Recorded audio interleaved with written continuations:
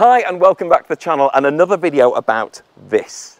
Now, if you know anything about Tesla functionality, you'll know that Elon Musk and his engineers clearly have a sense of humor. Now, don't get me wrong, they're great at the practical things. Take the Tesla app, for example. You can open this from anywhere in the world and you can lock the car, unlock the car, heat the car, cool the car. You can even turn it on for other people to drive. You can view each of these cameras, two on the sides, each side, one at the back, one at the front, and inside the car to check your car's okay, live at any time. But then on top of that brilliant functionality, they also included the option to make your car fart remotely through an external speaker to people passing by. And the humour isn't just in the functionality, they also kind of include it in the product names, because they launched the Model S, then the Model X, then the Model 3, and then the Model Y. And you'll notice the way they write 3 is uncannily similar to the way they write the letter E in the name Tesla, giving you a range of cars that is sexy.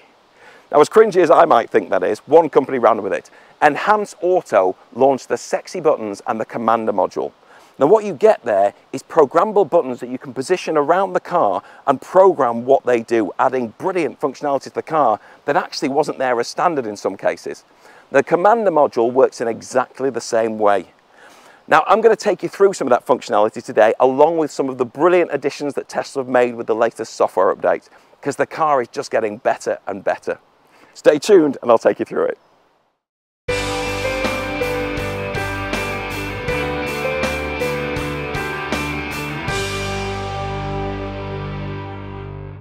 So, interesting fact, it was actually Ford who stopped Tesla using the name Model E because they challenged the trademark request because they felt it sounded too much like Model T, which is of course their mass-produced car from 100 years ago. So Tesla agreed to go with 3, Ford held on to Model E, which they did nothing with for a couple of years, and now that's actually the name of the department they use to build their EVs, such as the Mustang Mach-E. There you go. Anyway, sorry, every day's a school day. I digress. Okay, I'm going to kick off with the software update because that's only recent and there's been some significant improvements made that really are worth paying attention to. So first and foremost is this new home screen. Now, as you can see, it's a nice big full image of the car. You can spin around it if you like. When you open a door, so for example, if I show my driver's door there and I open it, it shows you on the picture that it's opened. I've got the white interior in there and then it goes back to the default position. I love that. It's really simple. It doesn't necessarily bring anything. It's just nice to look at. At the bottom here, you've got your navigate options, and Google is just there. It's just kind of shown in the background, but grayed out. You've still got your options there to open the front, open the boot or the bonnet, and the boot, and obviously lock and unlock the car and open the charging port. And if you do open it, there you go. It shows you on the picture and brings up all the charging points. And then if I close it again, close charge port, then it goes back to full screen. I like that. That's pretty cool. So across the top here, you've got your range, which shows as 247 miles, or if you tap the mileage, it goes back to percent. So 247 miles from 91% equates to about 270 miles from 100%. Now bear in mind my long range, and this is a standard range, my long range gave 300 miles from 100%. So it's only a 10% drop, despite the fact it's gone from I think a 75 kilowatt hour battery to 60 kilowatt hour battery. I've since discovered on this. Which is pretty fantastic. I've got to admit, I'm quite happy with that. So back to the screen though. So you've got the maps in the corner, you've got the car there, initially you've got controls of your audio. You can swipe along there and then it'll bring up your current drive. So 14 miles, 33 minutes and 202 watt hours per mile. I'll do another video on efficiency, so we'll come back to that. And since charge, it's done 22 miles. We've used 5 kilowatt hours and used an average of 206 watt hours per mile. And the odometer, we are up to 482 miles in the car now, so it's slowly getting bedded in. One more swipe brings up the tyre pressures, and then you can swipe back to your audio. But let's focus on the actual software updates. So if I click the car button here, we'll bring up the menu, and then if I go to software, so bring up the software version 12, 2024.14.9, click on release notes, and then I'll take you through what they've added. So the last one was a minor fix, just a little tweak. They added Audible, which if you like listen to books when you're driving along, which a lot of people do, that's great functionality. Don't get me wrong, you could do that before, but via Bluetooth from your phone, whereas now you have a dedicated menu on screen, much like when you use Spotify. So it's definitely improved. Okay, so let's go through the big one. So the visual updates. We know we've got this full screen, so we've just gone through that in terms of the fact you can see the vehicle, it's a bit bigger, and we'll go through some of the other bits in a bit. Spotify, queue and playback speed. You can now sync your Spotify queue across vehicles. Happy days. Hands-free trunk. Now this one is pretty cool. Now I know the car's already locked, but just to be on the safe side and check, I'm going to use my Paygo Pace ring. Now holding it there, 2 beeps unlocks it, 1 beep locks it. So then we can go to the back of the car. This also makes contactless payments, by the way. I have made a video on it. The link is just up there. Do have a look. But when you're around the back of the car, so I have my phone just in my pocket, and this is the key for a Tesla. Now if I stand here, nothing happens. But if I step closer, you'll hear 3 consecutive beeps, and then 1, 2, 3. The boot opens. Now if you've got handfuls of shopping, that's going to be a brilliant feature, and it's free of charge on a software update. Now it's worth noting, BMW will charge you £900 for the comfort pack on a BMW i4, which is probably their closest model to this. And that gives you the option to wiggle your foot under there to have this open and walk up to the car and unlock it without getting the key out of your pocket. Both of which are standard in the Model 3. It's hard to ignore just how much more beneficial it is having a car where software updates are constantly sent to it. So the next thing on there is the speed camera chime. Now, what this does is as you're approaching a recognised permanent camera, then the nav will bing at you, so it gives you a warning to make sure that you are within the speed limit. Hopefully you are, of course, anyway. If you're using adaptive cruise and you've set it to default to cruise control at the speed limit, then you have nothing to worry about. You'll definitely be at the right speed. Next one is quite interesting. Average speed zones. Now in the UK, we have a lot of these.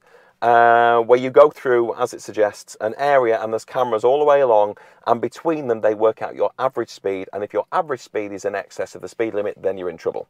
So what this does now is when you're driving through it, it doesn't just pay attention to the fact that the speed limit is, in this case in kilometres, 115.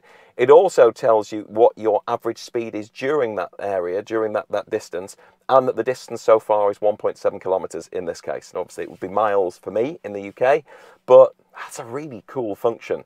I can't think of anything else that actually does that. There probably is, and somebody will probably correct me, but I'm impressed with that.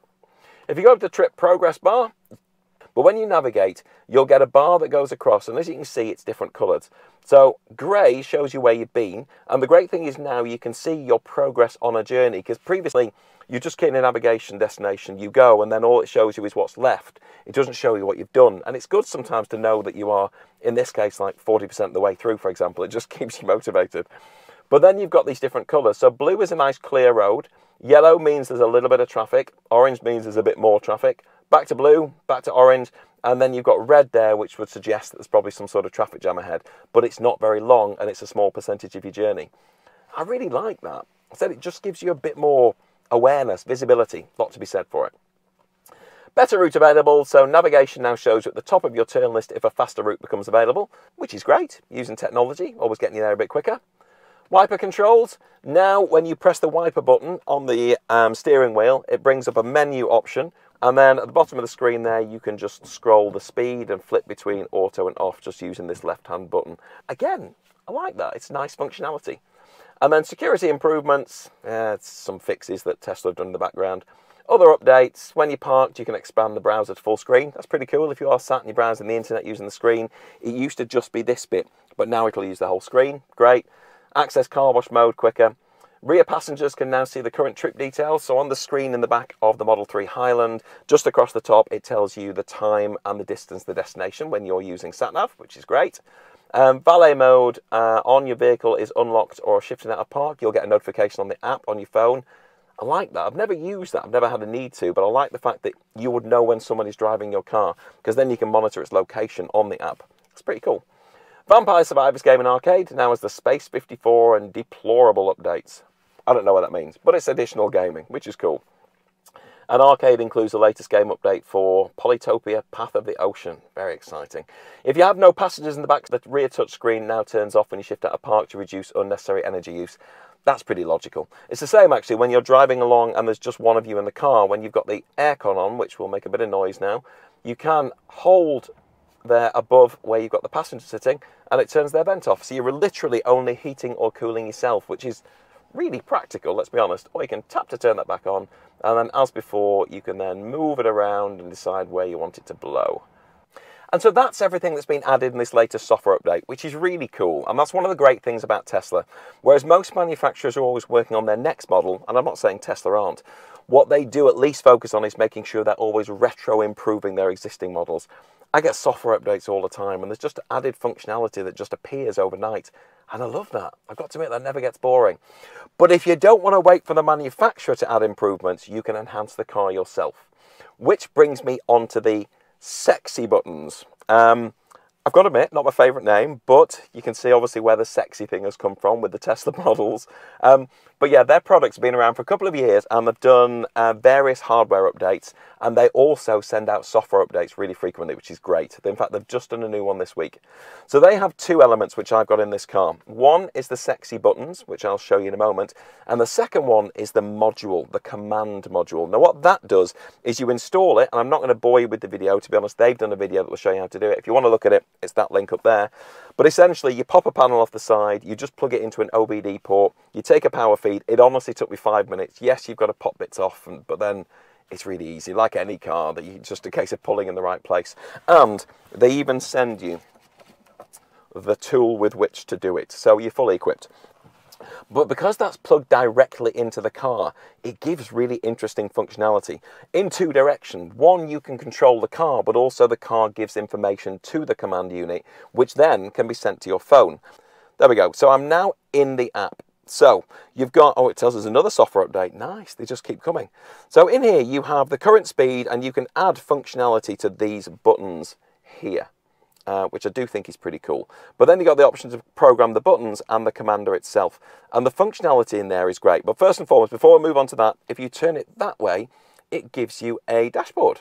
So if you want to put a mount here, and I have one on the way, so I will show you that in a future video and see whether or not you think it's something worth having. You can put that in front and you have a dashboard if you really want. But it shows more information than you would get from the Tesla screen, which is really cool. So in this case, I can see, for example, 22 kilowatts, maximum power, 0 kilowatts rear. I actually don't know what that means, so I'll have to research that. In the middle is the speed. I'm currently in chill mode. I'm in park. There's 247 miles worth of range, which is a complete match to what's on there. Also, you've got 91% charges up there. The battery temperature is currently 27 degrees centigrade. Battery inlet is 28 degrees centigrade. No idea what that means or what the impact of that is.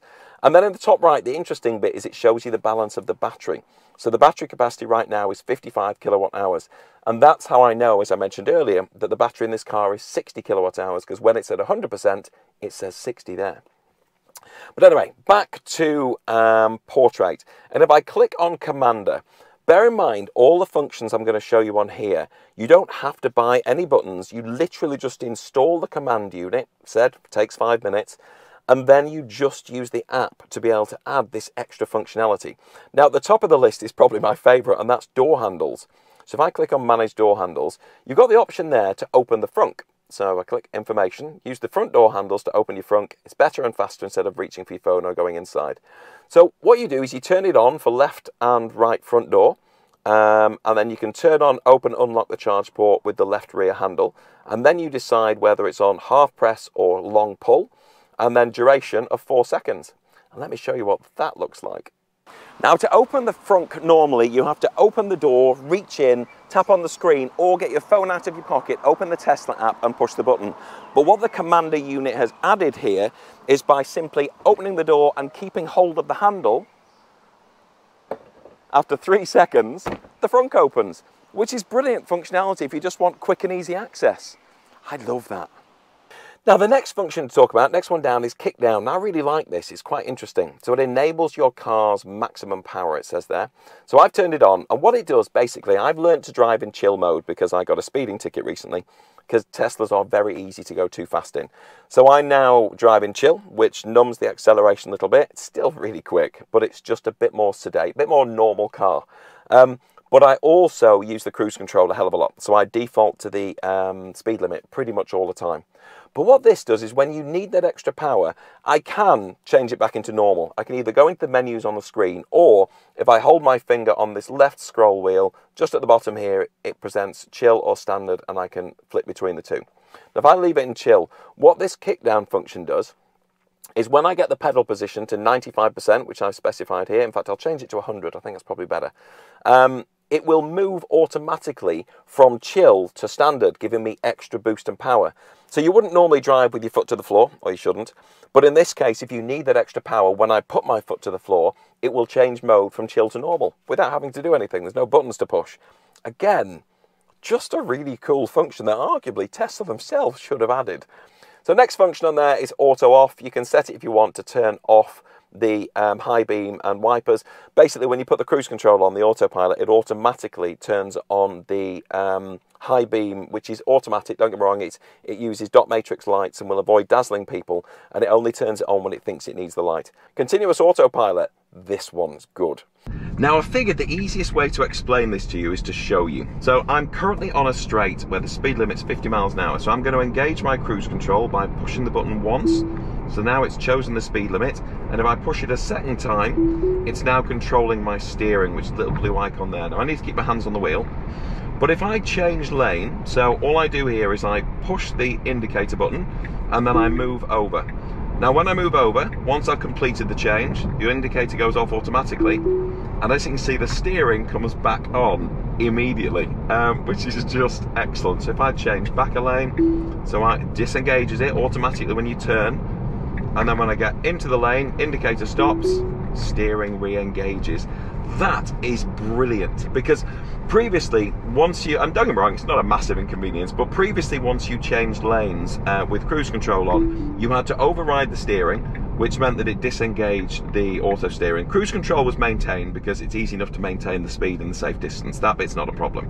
And it works exactly the same as adaptive cruise control. You choose the safe distance from the car in front and it just does it.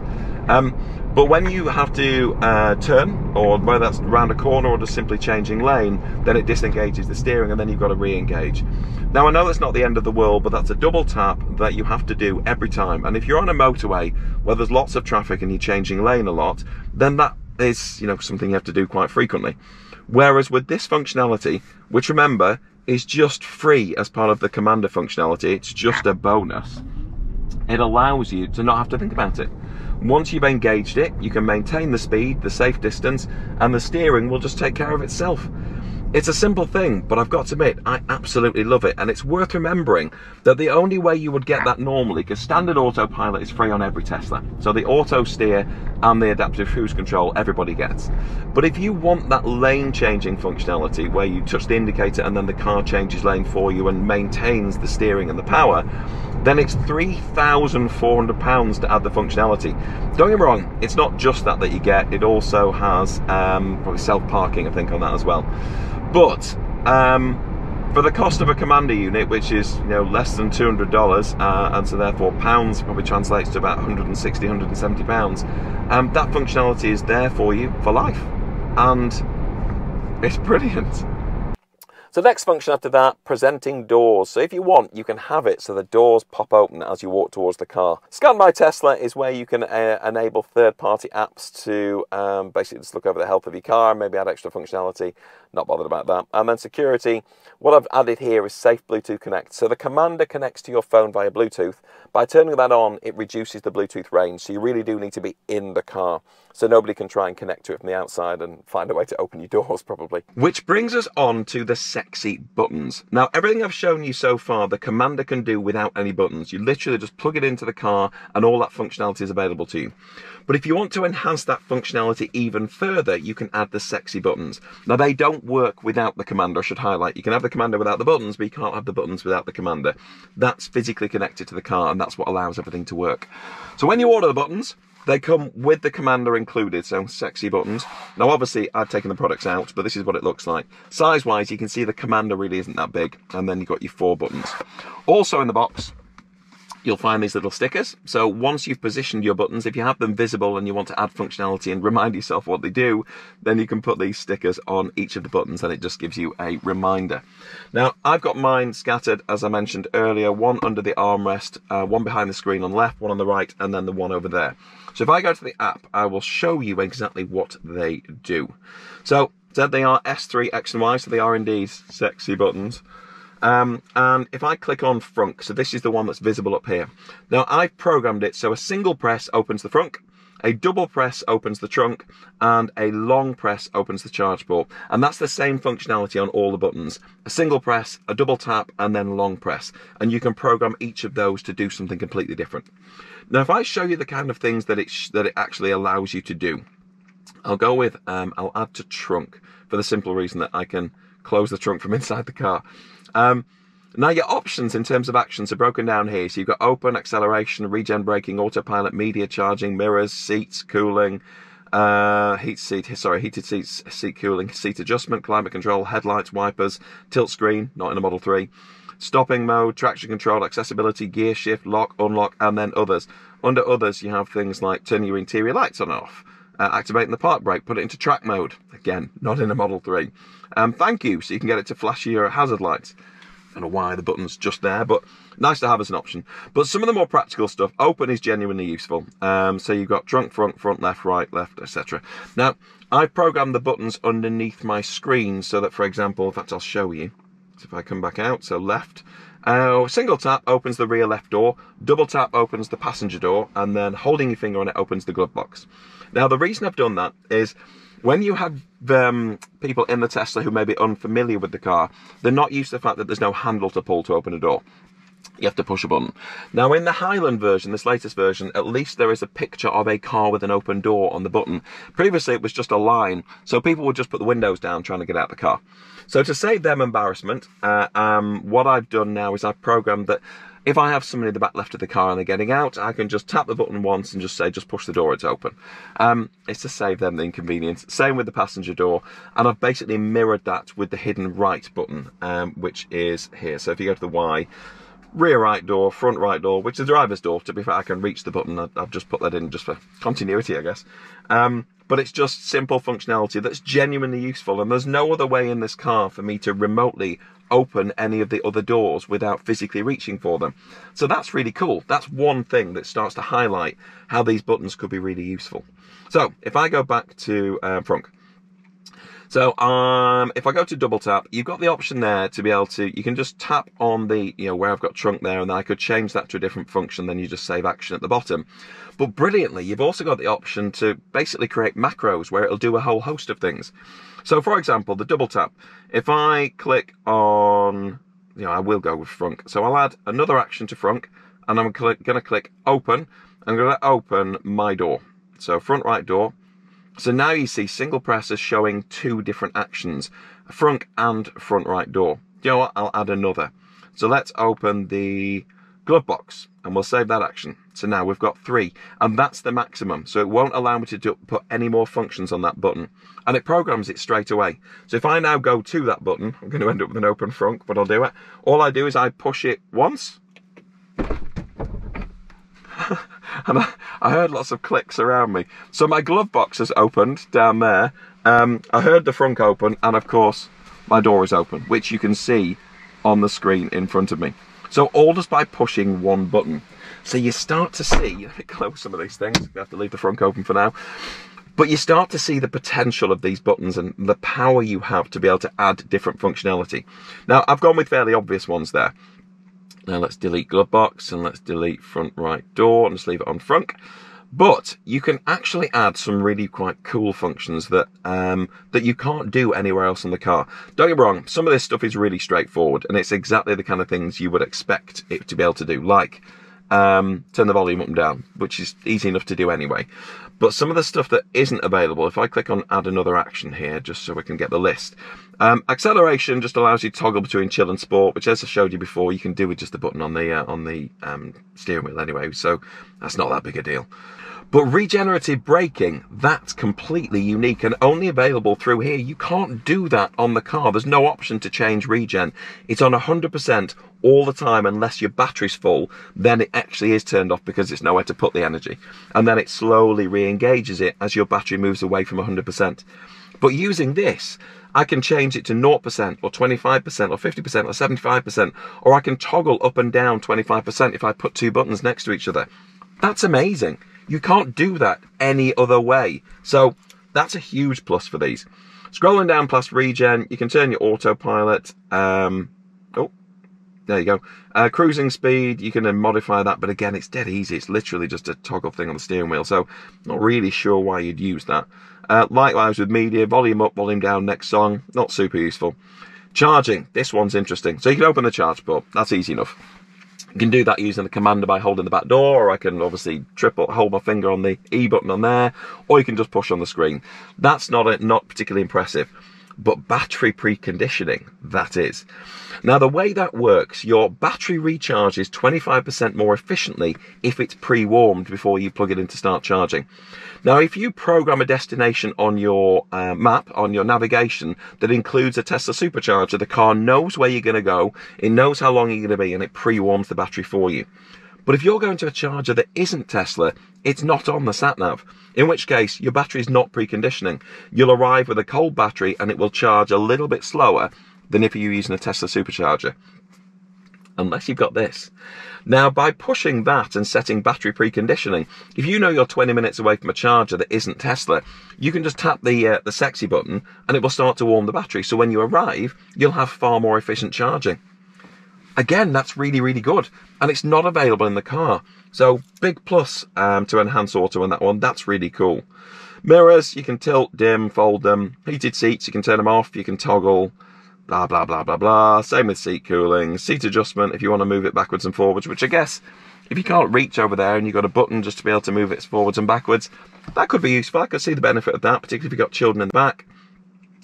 Climate control, you can change the fan speed, change the steering wheel heater on with just a single touch. That'd be good because you have to go into the menu system for that at the moment. And then headlights, you can adjust high beam, low beam, turn them on and off. Wipers, going through the various modes. So stuff like this, if I'm honest, you can get to all this from the steering wheel with ease now, particularly in this new model where all the buttons are within your reach. But I guess if you're a passenger who needed access to that functionality for whatever reason, then these buttons are going to be brilliant for you. You can just stick them on the dash, maybe just the left of the screen there, and someone can just reach forward and push them. I like that. Stopping mode, again, you have to go into menu system on this. You've got 3 options: creep, hold and roll. Now, traction control, that's an interesting one. So in there, you can turn on drift mode. You'd need a bit of power in your car to be able to do it, but it would allow you to then go in a car park that allows it, private land, obviously, make sure you stay within the law, and technically drift the car and have some fun. Interestingly on here as well is you can disable the front or rear motor. Which you definitely can't do within the option system. Don't get me wrong, you can't put it into drift mode either, but you really can't disable individual motors. This is only a rear-wheel drive car, so I can't try that, but interesting opportunity to be able to play with that. Accessibility, you can turn on your indicators, you can beat the horn. Gear shift, you can actually, instead of pushing the screen for forwards and backwards and park, or the buttons up here, you can set buttons in and around, so with the sexy button. So maybe you just wanted a park button, which I can appreciate the appeal of, to be fair. Only the park, the rest I think it's a bit of a waste of time. Lock and unlock, so you can lock and unlock the car, but you can also lock and unlock the rear doors in isolation. That actually is quite useful. Again, that's something you have to go into the menu system to do, and then the others I showed you earlier. So you've got tons of options with the buttons. It's quite exciting, I've got to admit, to be able to have a car that is already being enhanced frequently by Tesla themselves with software updates, but then with just relatively inexpensive additions, you can make it even better and more of the car you want it to be. It's that personalization that makes it worthwhile. I really like that. And that's your lot. Thank you so much for watching. I really hope you found the video entertaining. It's been brilliant to see how many people have been watching the videos lately, and I really appreciate your support. If you enjoyed this one, please do hit the like button, but more importantly, hit that subscribe button. I've got loads more videos coming. I've got lots of accessories in the post right now. Everything from blinds for the ceiling to wheel enhancements to phone holders that actually give you a dashboard. It's going to be good. So stay on the journey with me, stay tuned. Thanks again, and I look forward to seeing you really soon.